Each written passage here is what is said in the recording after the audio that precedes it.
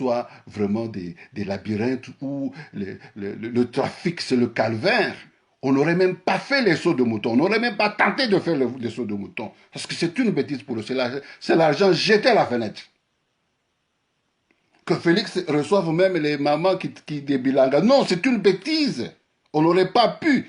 Vous savez, les pays comme la Chine, l'URSS, quand vous suivez leur histoire, leur histoire de développement commence avec la valorisation ou la révolution paysanne. Ce sont les simples paysans qui ont fait le nom de l'URSS, qui ont fait le nom de la Chine, qui ont fait même le nom des États-Unis, parce que c'était les fermiers.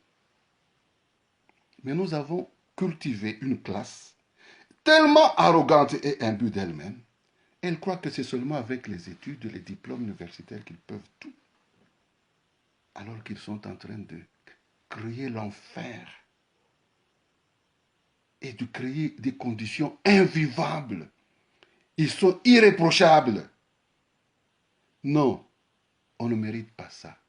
Nous avions, nous, peuple congolais, à l'époque déjà, avec Kimbangu, qui s'était rendu compte que non, mais écoutez, les Blancs ici, ils se donnaient autant de privilèges.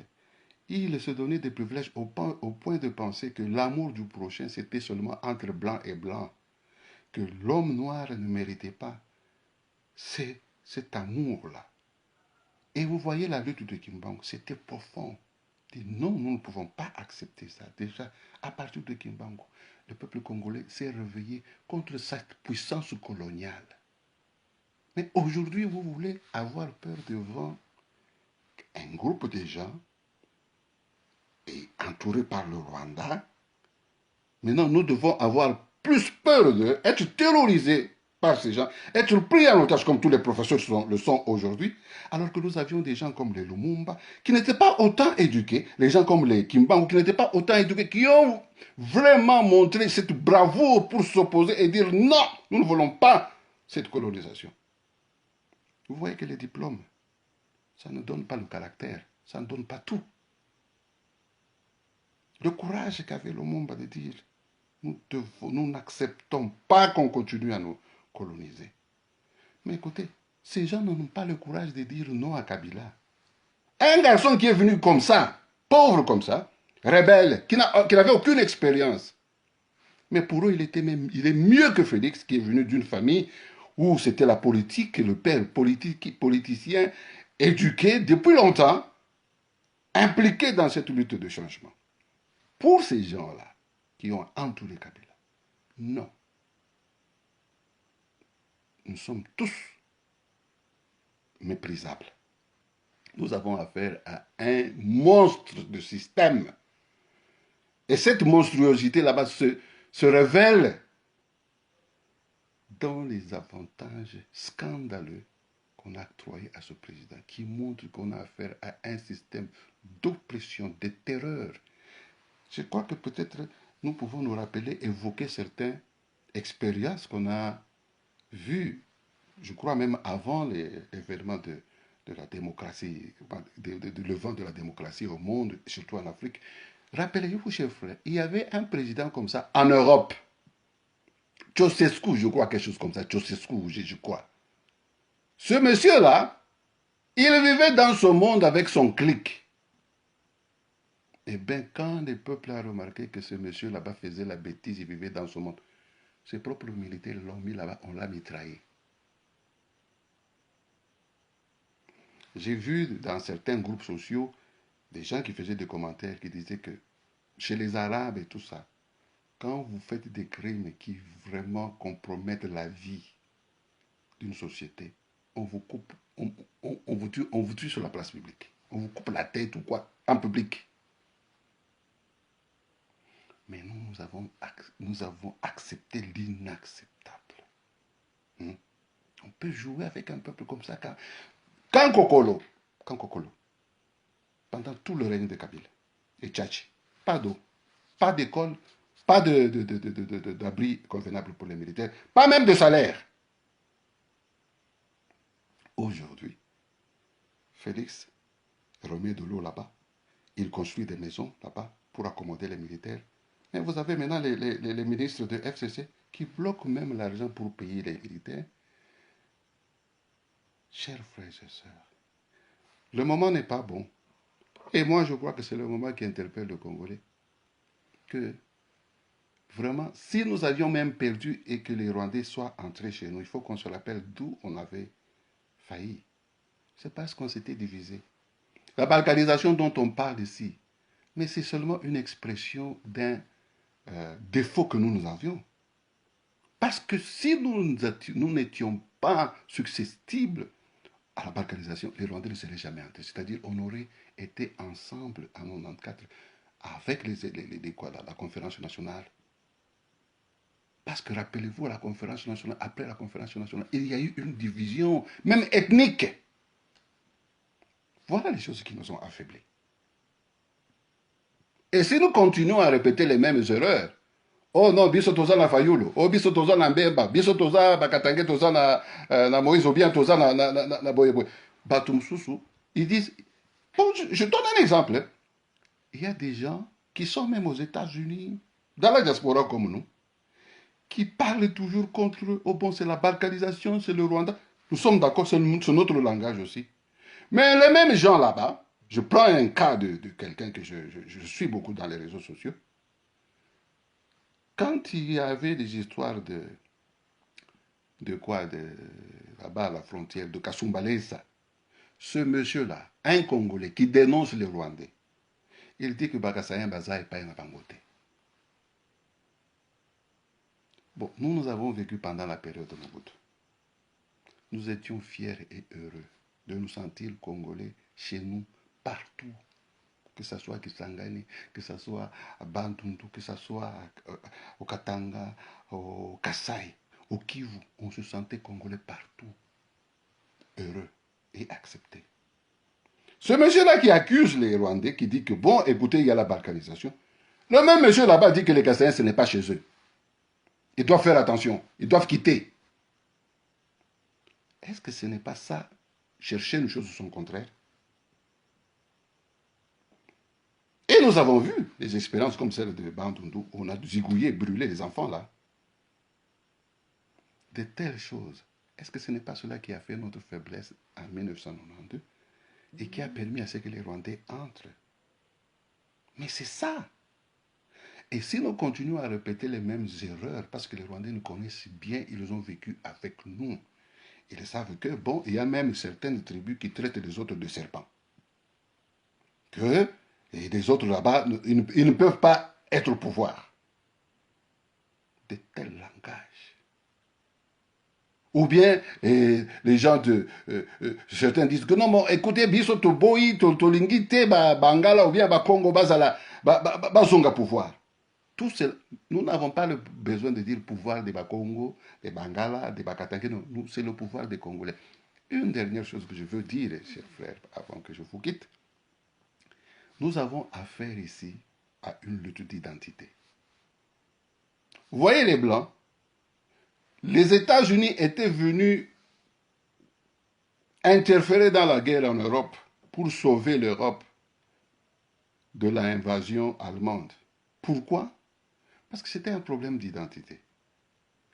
Parce que les Européens qui étaient aux États-Unis, ils se reconnaissaient dans les Européens parce qu'ils sont Européens, ils sont venus d'Europe pour aller s'installer aux États-Unis.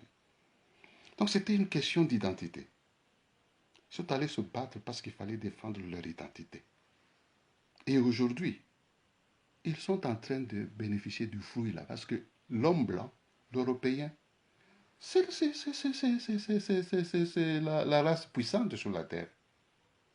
Parce qu'ils nous ont colonisés, nous l'Afrique, ils ont colonisé l'Afrique, mais ils étaient à une table ronde à Berlin. Ils se sont entendus pour nous coloniser. Ils se sont entendus pour dire non, nous n'allons pas accepter que l'Allemagne envahisse l'Europe et domine. Ils se sont entendus. Et ils continuent à s'entendre ici, par exemple dans le cas du Congo, pour qu'on nous pique, qu'on nous tue comme ça. C'est pourquoi ils laissent faire.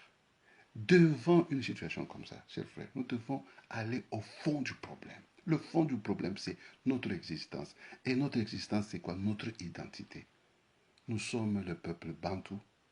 Maintenant qu'on veut écraser pour qu'on puisse nous arracher nos richesses.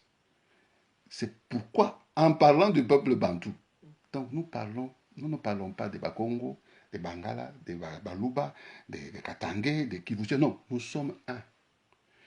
Tant que nous n'aurons pas cette conscience et agirons en conséquence, des gens comme les Kabila seront manipulés et ils vont avoir le pouvoir sur nous et ils vont nous mépriser.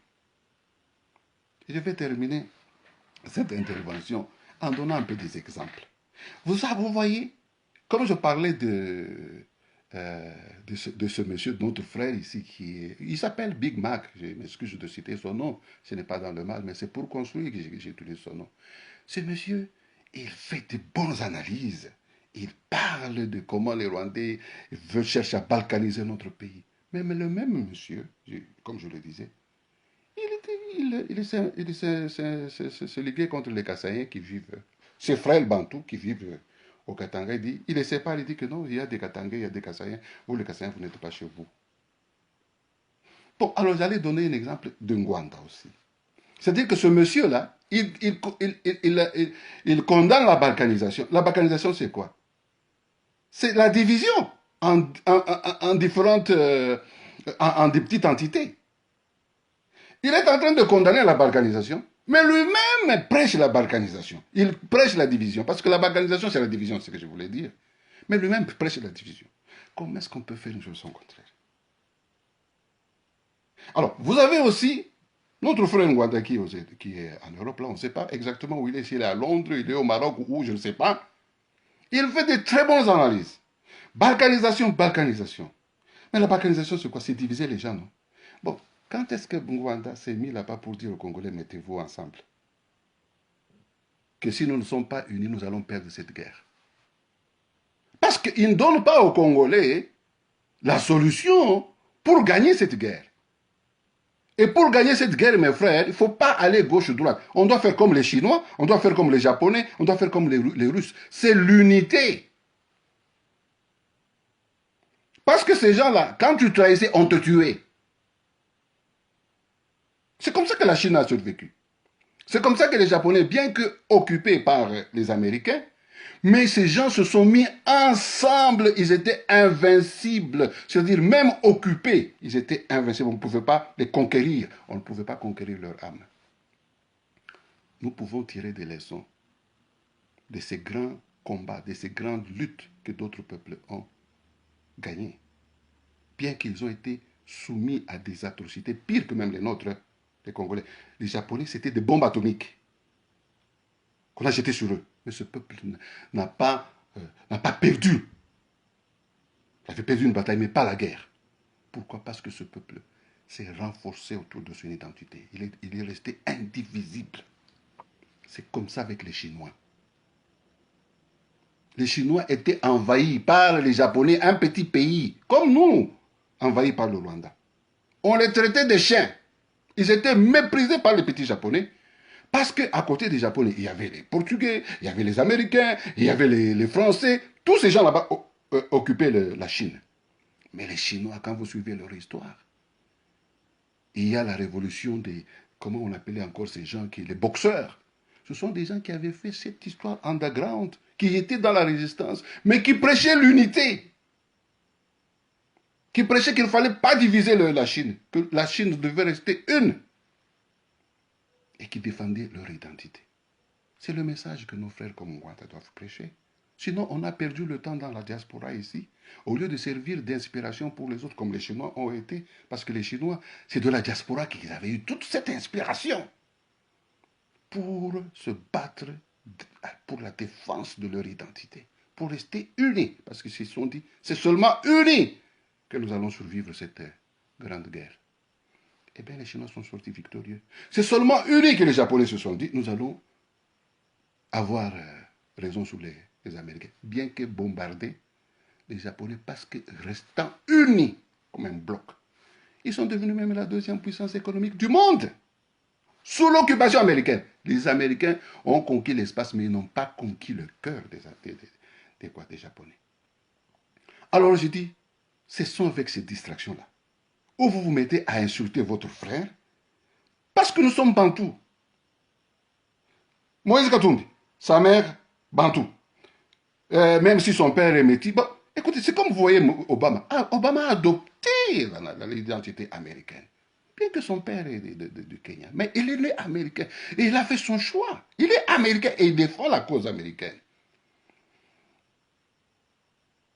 Et c'est ça que nous demandons à tout le monde. Que vous soyez né de Rwandais ou de Congolais, tout ça. Mais si vous êtes Congolais, vous devez défendre l'identité congolaise. Et nous ne devons pas compromettre avec ça. Nous devons être sévères. Quelqu'un qui va à l'encontre de cette prise de conscience, qui soit notre frère, eh bien, on doit l'écarter. On doit le dénoncer. On doit vraiment le mettre à l'écart. Parce qu'on ne peut pas accepter qu'un tel danger qui nous guette, que les gens continuent à être distraits comme ça. L'élite prise en otage. L'élite sans inspiration. Ils n'ont pas d'inspiration plus que même les gens qui ont été vraiment nos pionniers comme les Lumumba et les Kasavubu ou les Kimbangu qui n'avaient pas fait autant d'études. Nous avons une situation grave parce que nous n'avons pas des leaders qu'il faut. Mais chacun doit jouer sa part. Et moi aussi, je veux jouer ma part en conscientisant tous les jours devant le peuple congolais, nos frères, nous les Bantous, devant les dangers qui nous guettent. On ne peut pas avoir un royaume, comme le royaume Bantou là-bas, avec un autre royaume de Tutsi là-dedans. Ou bien vous êtes congolais rwandais, mais vous êtes congolais, et vous êtes dans l'emprise, sous l'emprise de notre royaume qui est Bantou. Nous sommes des Bantous.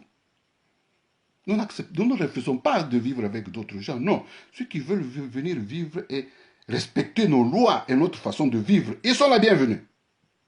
Mais alors nous devons bien être conscients de qui nous sommes. Je vais terminer en donnant un exemple, chers frères.